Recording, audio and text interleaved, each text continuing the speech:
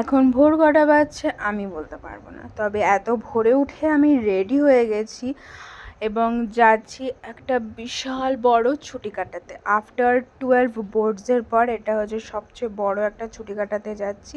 এনে আমি তো সকাল সকাল রেডি হয়ে গেছি, মাও রেডি হয়ে যাওয়ার পর চলে গেছি স্টেশনে। ফ্যামিলির সাথে দেখা হয়ে গেল ট্রেনে।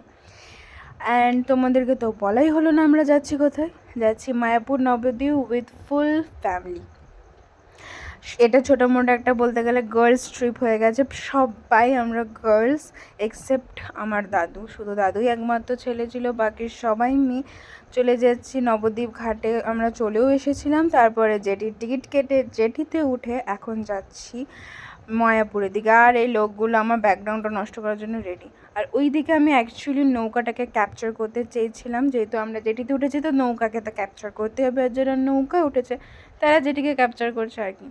আর এই গঙ্গার ঘাটের যে ঠান্ডা হাওয়াটা, ও মাই god!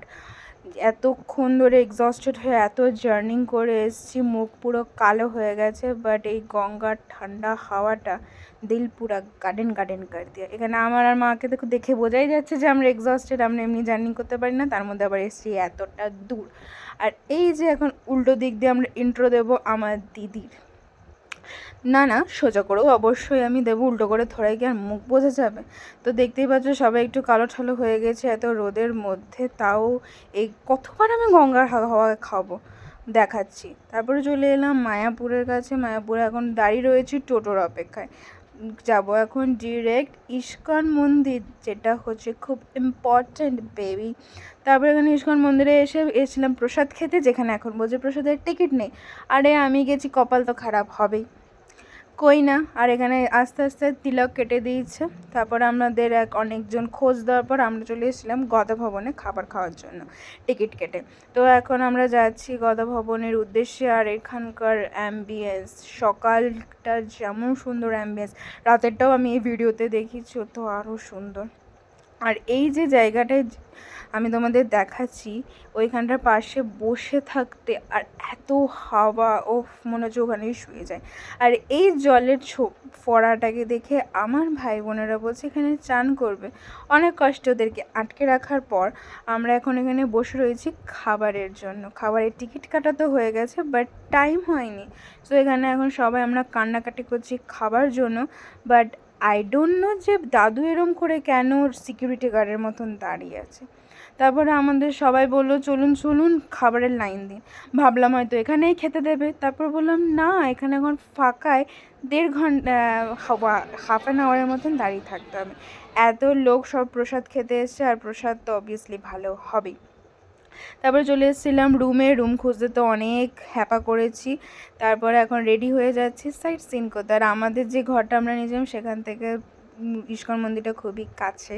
R this is my cutest লাভলিয়েস্ট দিদি। কেমন লাগছে জানিও দিদিকেও এবং আমাকেও অবশ্যই। আর আমাকে অবভিয়াসলি লুকটা আমাকে আমার দিদি দিয়েছে, আর দিদি দিয়েছে তো মানে অবশ্যই ভালো হবেই। তো এক ট্রিপকে আমি নামিয়ে এনে নিচে দাঁড়িয়ে রয়েছে, আরেক ট্রিপ আসছে। আর আমরা ছিলাম নমহট্ট ভবন 2-তে। আর এখন আমরা দাঁড়িয়ে দাঁড়িয়ে এখন আমি ফ্লন্ট মারছি, কারণ অবশ্যই অনেক দিন পর দিদি সাজিয়েছে তো একটু তো ফ্লন্ট বানতা হ্যাঁ। দিদির ক্লিপ পড়েছে, এটাও ফ্লন্ট মেরে দিলাম একটু। আর এই দেখো, তোমাদের বললাম না রাতের সিনটা আরও সুন্দর, জাস্ট লুক অ্যাট দিস। আর এই যে দোকানগুলো আছে, এখান থেকে গোপী ড্রেস কিনবো, পুরো মাইন্ড সেট করে গেছিলাম এবং কিনেই ছাড়বো। এবং কোনটা কিনেছে সেটা নেক্সট ব্লগে আমি তোমাদের সাথে অবশ্যই শেয়ার করব। আর যারা কৃষ্ণ ভক্ত তাদেরকে তো এখানে খুবই ভালো লাগবে, এবং কীর্তনটা তোমাদেরকে আমি শোনাবো, জাস্ট ইউ হ্যাভ মেসমারাইজড। আর দেখো এই জায়গাটা রাতের বেলাতে খুব সুন্দর লাগছে, একটু শুনে নাও ইস্কনের কীর্তন।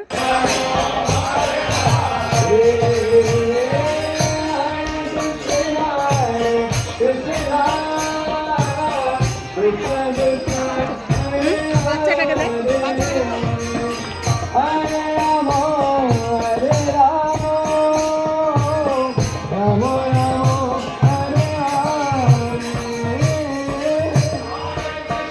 কি কেমন লাগলো? অবশ্যই যারা কৃষ্ণ ভক্ত হোক বা ঠাকুরের ভক্ত হোক, সবারই কীর্তন তো ভালো লাগবেই। আমরা তারপরে ভাবছিলাম যে ওখানে হয়তো দাঁড়িয়ে দাঁড়িয়ে সময়টা কাটিয়ে দেবো, বাট না, আমাদের তো অনেক জায়গা ঘোরা বাকি আছে। তার জন্য আমরা এখন চলে যাচ্ছি ওইদিকে। অনেক রকম না বললে অনেক মন্দির আছে ওখানে, আরও বড় ঠাকুরের কীর্তন আছে, যেখানে অ্যাকচুয়ালি ইস্কন মন্দিরের সব ঠাকুররা আছে ওইখানে। তো বিশাল বড় কীর্তন হচ্ছে ওখানে, যেহেতু ক্যামেরা অ্যালাউ ছিল না তাই তোমাদের সাথে আমি শেয়ার করতে পারিনি।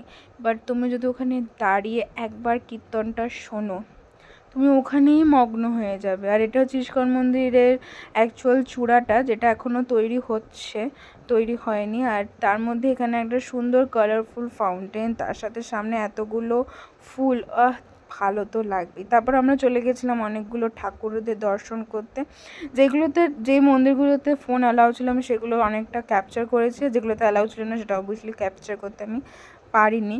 তো এখানকার খুব ফেমাস একটাই মাত্র মন্দির যেটা খুবই ফেমাস, সেটা হচ্ছে নিমাইয়ের বার্থ প্লেস, যেটা তোমরা অবশ্যই যদি কেউ যাও ভিজিট করো। আসার সময় আমরা এখানকার ফেমাস ভেজ বিরিয়ানি এনেছিলাম, যেটা খেতে হেভি ছিল।